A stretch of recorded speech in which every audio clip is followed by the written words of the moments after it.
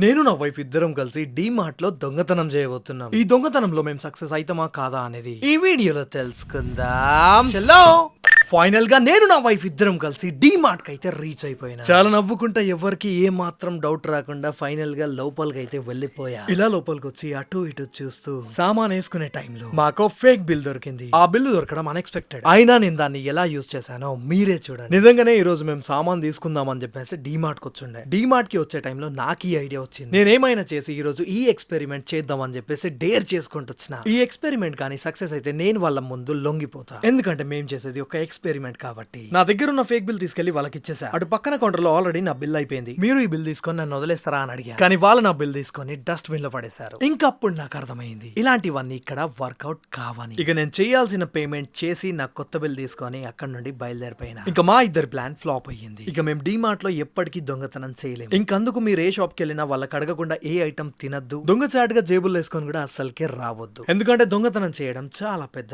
తప్పు. నిజాయితీగా ఉండాలి. నేను మంచి మనిషిని అని చెప్పేసి నిరూపించుకోవాలి. నేను కలుస్తా వాళ్ళ రైట్